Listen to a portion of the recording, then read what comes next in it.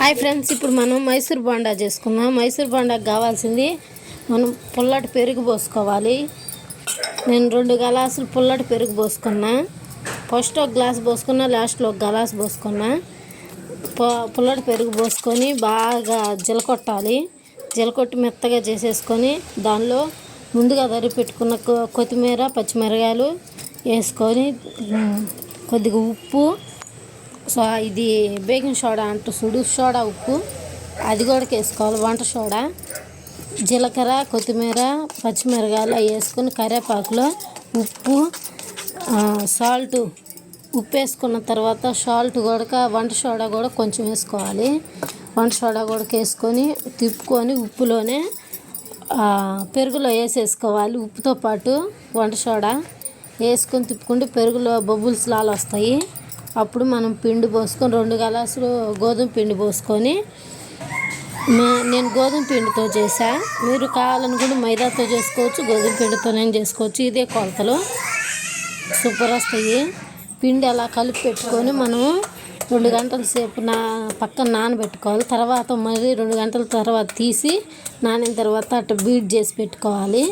అలా అంటుంటే బాగా నానిద్ది పిండి. 2 గంటల సేపు పక్కన పెట్టుకున్నాం కాబట్టి ఇప్పుడు కడాయి పెట్టేసుకొని కడాయిలో నూనె పోసుకొని, నూనె ఎక్కువ పోసుకోవాలి. దీనికి మైసూర్ బోండా కాబట్టి మాది కొంచెం పిండి కొంచెం జోరైంది, అందువలన రౌండ్గా రాలా, ఇంకొంచెం గట్టిగా కలుపుకోవాలి. ఇంకొంచెం గట్టిగా కలుపుకొని రౌండ్గా ఇలా వేస్తే వస్తాయి. మైసూర్ బోండా మాత్రం టేస్ట్కి మాత్రం గుండ్రంగా రాలేదనే కానీ టేస్ట్ మాత్రం సూపర్ ఉన్నాయి. మా వైష్ణవి, కార్తీక్ సూపర్ తిన్నారు, సూపర్గా ఉన్నాయి అని చెప్పి మా రోషను అందరూ తిన్నారు. నేను టిఫిన్ పొద్దున్నే వేసి పిండి కలిపి పొద్దున్న 6 గంటలకు అలా కలిపి పెట్టుకుంటే మనం 8 చేసుకోవడానికి బుద్ధి 8, 9 రౌండ్కి రావాలంటే ఇంకొంచెం గట్టిగా ఉండాలి.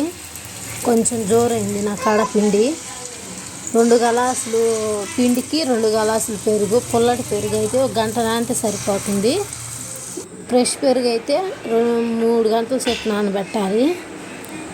ఎంత నానితే పిండి బోండా, మైసూర్ బోండా అంత బాగుంటుంది. మైదా పిండితో చేసుకోవచ్చు, గోధుమ పిండితో చేసుకోవచ్చు. మైదా పిండితో ఇష్టం లేని వాళ్ళు గోధుమ పిండితో చేసుకోవచ్చు, సూపర్ ఉంటుంది. మైదా ఇష్టం లేని వాళ్ళు గోధుమ పిండితో చేసుకోండి. బోండాలు మాత్రం భలే ఉంటాయి, సూపర్ టేస్ట్ ఉన్నాయి. అయిపోండి, సూపర్ ఉన్నాయి అసలు. ఒక్కసారి ట్రై చేయండి. పల్లి చట్నీతో కానీ, అల్లం చట్నీతో కానీ, ఏ చట్నీతో కావాలనుకుంటే ఆ చట్నీతో తినచ్చు, సూపర్ ఉంటుంది, సూపర్ టేస్ట్. ప్లీజ్ సబ్స్క్రైబ్ చేసుకొని లైక్ కొట్టండి, నన్ను సపోర్ట్ చేయండి.